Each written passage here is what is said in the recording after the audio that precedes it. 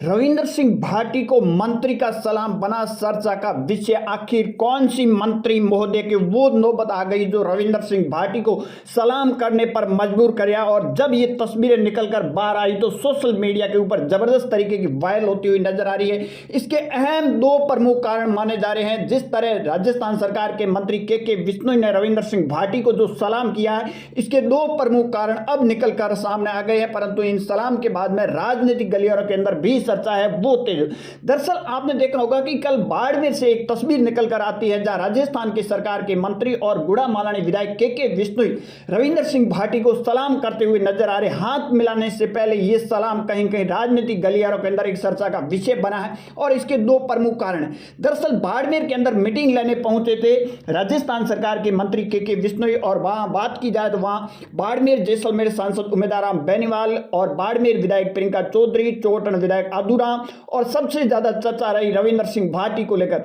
जब मंत्री महोदय पहुंचते तो उससे पहले रविंद्र सिंह भाटी वहां मौजूदा होते हैं और मंत्री महोदय पहुंचते ही पहले तो रविंद्र सिंह भाटी को सलाम करते हैं और उसके बाद में हाथ मिलाते हुए भी नजर आए। जब ये तस्वीरें निकल कर आई तो इसके दो प्रमुख कारण माने जा रहे हैं। एक हनुमान बेनीवाल को लेकर, एक रविंद्र सिंह भाटी ने पहले एक बयान दिया था और दूसरा जब ये सलाम है वो किया जा रहा है उसके कुछ ही समय बाद रविंद्र सिंह भाटी ने शिव विधानसभा की जो पेड़ पौधों की जो कटाई हो रही है उसको लेकर भी सरकार को जबरदस्त तरीके को घेरने का काम किया।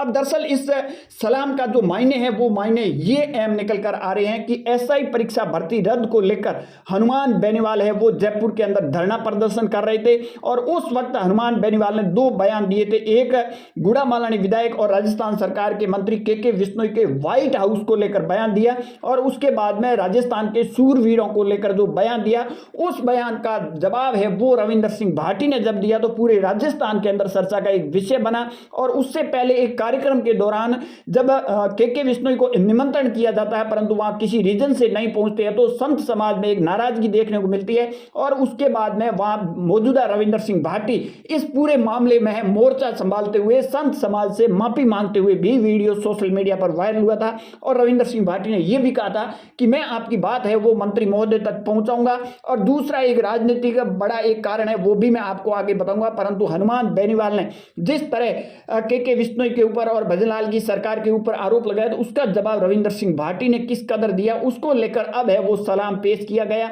दूसरी ओर हनुमान बेनीवाल की काट ढूंढने के लिए बीजेपी ने अब अचानक है वो रविंद्र सिंह भाटी से नजदीकी बढ़ा दिए। पहले रविंद्र सिंह भाटी दिल्ली पहुंचते हैं तो दिल्ली के अंदर बीजेपी के दिग्गज नेता से मुलाकात होती है और उसके बाद में सीधे वो जोधपुर पहुंचते हैं तो जोधपुर उप मुख्यमंत्री से मुलाकात होती है। उसके बाद में जयपुर के अंदर कई नेता से मुलाकात होती है और चौटाला हरियाणा से चलकर आते हैं उनके साथ मुलाकात होती है। परंतु बाड़मेर की जो कल तस्वीरें आई इसके दो प्रमुख कारण निकल कर आ रहे हैं। एक तो हनुमान बेनीवाल की काट ढूंढने के लिए बीजेपी अब रविंद्र सिंह भाटी का सहारा लेती हुई नजर आ रही है। दूसरे बात की जाए तो रविंद्र सिंह भाटी ने मंत्री के विश्नोई के लिए है वो संत समाज से माफी मांगी थी, उसको लेकर ये दो प्रमुख कारण माने जा रहे हैं और इसीलिए शायद ये सलाम किया जा रहा है। दूसरी ओर शिव विधानसभा के अंदर पेड़ पौधों की जो कटाई की जा रही है, सोलर प्लांट कंपनी और सरकार जो मिली जुली जिस तरह काम कर रही है, पेड़ पौधों की जो कटाई हो रही है, पर्यावरण को लेकर, प्रकृति को लेकर ये कहीं कहीं एक बड़ा खिलवाड़ किया जा रहा है, उसको लेकर भी रविंद्र सिंह भाटी ने